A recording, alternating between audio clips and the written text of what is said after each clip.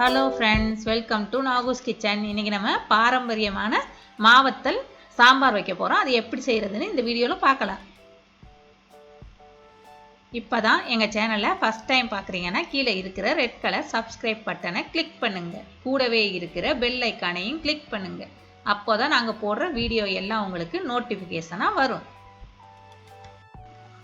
இது பாருங்கள், இதுதான் மாவத்தல். மாங்காயை நல்லா உப்பு போட்டு வெயிலில் காய வச்சு எடுத்து வச்சுருப்பாங்க. இது வருஷ கணக்கில் இருக்கும். நான் இன்றைக்கி ஒரு 12 மாவத்தல் எடுத்திருக்கேன்.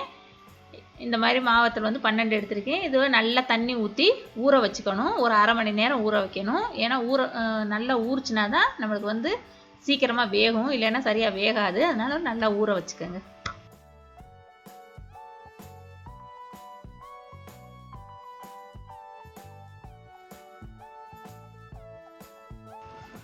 இப்போ பாருங்கள், அரை கப்பு பருப்பு எடுத்து நல்லா அரை மணி நேரம் ஊற வச்சுருக்கேன். கழுவிட்டு நல்லா அரை மணி நேரம் கழுவிட்டு ஊற வச்சோம்னாக்கா வேகமாக வெந்துடும். அதுக்காக தான் ஊற வச்சுருக்கேன்.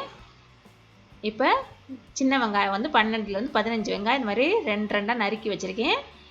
தக்காளி ஒரு பெரிய தக்காளியாக எடுத்திருக்கேன். ஏன்னா நம்ம புளி போடுறதில்ல, அதனால் தக்காளி இந்த மாதிரி வச்சுக்கோங்க. மாவத்தல் பாருங்கள், இப்போ நல்லா ஊறிடுச்சு. அரை மணி நேரம் ஊறிடுச்சு. இந்த மாதிரி எடுத்து கையில் நசுக்கணுன்னா நசுங்கணும். இந்த பாருங்கள் எப்படி வளைக்க வருதுன்னு. அந்தளவுக்கு இருந்துச்சுன்னா தான் நம்மளுக்கு குழம்புல போட்டோம்னா சீக்கிரமாக வெந்துடும். அதனால தான் ஊற வைக்கிறது. இப்போ எடுத்து வச்ச பருப்பை நான் 6-7 சவுண்டு வச்சு எடுத்துகிட்டேன். இந்த மாதிரி ஒரு விஸ்கோ இல்லை நம்ம மத்து வச்சு நல்லா கடைஞ்சி விட்டுக்கணும். அப்போ தான் நல்லா மசிஞ்சு அந்த பருப்பு கொஞ்சம் கெட்டியாக இருக்கும் சாம்பார் வைக்கிறப்ப. அதுக்காக நல்லா கடைஞ்சி விட்டுக்கோங்க. இனி நம்ம அந்த மாவத்தில் தண்ணி இல்லாமல் புழிஞ்சு விட்டுட்டு அந்த இது பருப்போடு சேர்க்கணும். ஏன்னா அந்த தண்ணியில் குப்பை இதெல்லாம் இருக்கும். அதெல்லாம் அதோட கழுவிட்டு போயிடும். நம்ம அந்த தண்ணி சேர்க்கக்கூடாது. வத்தலை மட்டும் புழிஞ்சு விட்டுட்டு இதில் போடணும். இதுக்கு நம்ம புளி சேர்க்கக்கூடாது. புளி ஏன்னா மாவத்தலும் புளிப்பாக இருக்கும். இது தக்காளியும் பெருசாக அதுக்கு தான் போடுறோம். அதனால் புளி சேர்க்காமல் இந்த வெங்காயம் தக்காளி மாவத்தல் மட்டும் போட்டுட்டு இப்போ சாம்பார் பொடி போடுறேன்னா அதோட சாம்பார் பொடி ஒரு 2லேருந்து 2.5 டேபிள் ஸ்பூன் வரையும் போட்டுக்கோங்க. காரத்துக்கு ஏற்ப. நான் இன்றைக்கி 2.5 டேபிள் ஸ்பூன் சாம்பார் பொடி போடுறேன். இதிலே நான் மஞ்சள் பெருங்காயம் எல்லாமே சேர்த்துருக்கேன். அதனால் மஞ்சள் பொடி தனியாக போடல, பெருங்காயமெல்லாம் சேர்க்கலை. அது சேர்க்கலைனாக்கா நீங்கள் சாம்பார் பொடியில் சேர்க்காமல் இருந்தீங்கன்னா அதெல்லாம் தனியாக அதோடு சேர்த்துக்கோங்க. இப்போ அதுக்கு தேவையான உப்பையும்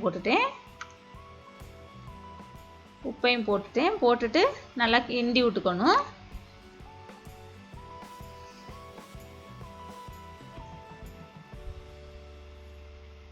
நல்லா கிண்டி விட்டுக்கணும். ஏன்னா மாவத்தலையும் புளிப்பு இருக்குது, நம்மளுக்கு தக்காளிலையும் புளிப்பு இருக்குது. அதனால் நம்ம போடுற மிளகா பொடி மட்டும்தான் நம்மளுக்கு சாம்பார் பொடி மட்டும்தான் இது காரத்துக்கு. அதனால் ரொம்ப காரம் போடாமல் பார்த்து போட்டுக்கோங்க. இப்போ அதுக்கு தேவையான தண்ணி கொஞ்சம் ஊற்றிக்கோங்க. ஊற்றிக்கிட்டு கிண்டி விட்டு ஒரு 3 சவுண்டு வச்சு எடுத்துக்கணும் குக்கரை. இங்கே பாருங்கள், இப்போ நான் ஒரு 3 சவுண்டு வச்சு எடுத்துட்டேன்.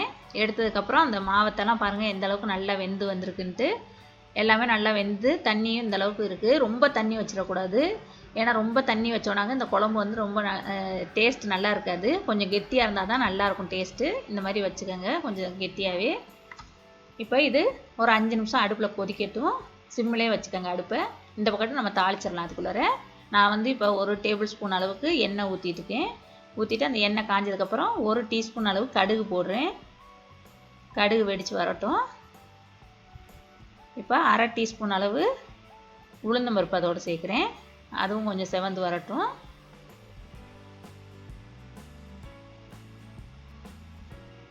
இப்போ கொஞ்சமாக 1/4 டீஸ்பூன் பெருஞ்சீரகம் சேர்க்குறேன்.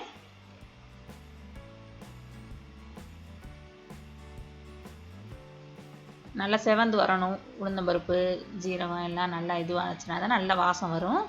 இப்போ கொஞ்சம் கருவேப்பிலையும் சேர்த்துக்கோங்க. இப்போயே நல்ல வாசம் அப்படி மணக்குது. குழம்போட வாசமும் இந்த தாளிக்கிறதும் 2 சேர்ந்து நல்லா வாசம் வருது. இது ரொம்ப ரொம்ப ஈஸியாக செஞ்சிடலாம் இந்த சாம்பார். இந்த மாவத்தல் நம்ம ஒரு வருஷம் 2 வருஷம் கூட ஃப்ரிட்ஜில் ஃப்ரீசரில் வச்சுட்டோன்னாக்கா நல்லாயிருக்கும். நான் ஊருக்கு போகிறப்ப அப்படி தான் எங்கள் அம்மா கொடுத்து விடுவாங்க. கொண்டு இங்கே வச்சுடுவேன். வேணுங்கிறப்ப யூஸ் பண்ணிக்கலாம். சாம்பார் நல்லா கொதிக்குது பாருங்கள். இப்போ நம்ம இந்த தாளிச்சதை அதில் போட்டுறணும், ஊற்றிடணும். ஊற்றிட்டு நம்ம ஒரு தடவை கிண்டி விட்டுட்டு அடுப்பை ஆஃப் பண்ணிட வேண்டியது. இந்த மாதிரி நல்லா செவந்து வந்துருச்சு பாருங்கள். இப்போ இது உளுந்தம்பருப்பு அதை அதோட சேர்த்துட்டேன் சாம்பாரோட. இப்போ கிண்டி விட்டுட்டு நம்ம அடுப்பை ஆஃப் பண்ணிட வேண்டியதுதான். இப்போ பாருங்கள், சூப்பரான மாவத்தல் சாம்பார் ரெடி ஆயிடுச்சு. இந்த மாவத்து சாம்பார் நீங்களும் கண்டிப்பாக ட்ரை பண்ணி பாருங்கள். இது சோறோடு சாப்பிட்றதுக்கு ரொம்ப ரொம்ப சூப்பராக இருக்கும். இந்த வீடியோ உங்களுக்கு பிடிச்சிச்சின்னா லைக் பண்ணுங்கள், உங்கள் ஃப்ரெண்ட்ஸுகளுக்கு ஷேர் பண்ணுங்கள். இதுவரையில் எங்கள் சேனலை சப்ஸ்கிரைப் பண்ணாதவங்களாக இருந்தால் ப்ளீஸ் சப்ஸ்கிரைப் பண்ணுங்கள். கூடவே இருக்கிற பெல் ஐக்கானையும் கிளிக் பண்ணுங்கள். தேங்க்யூ.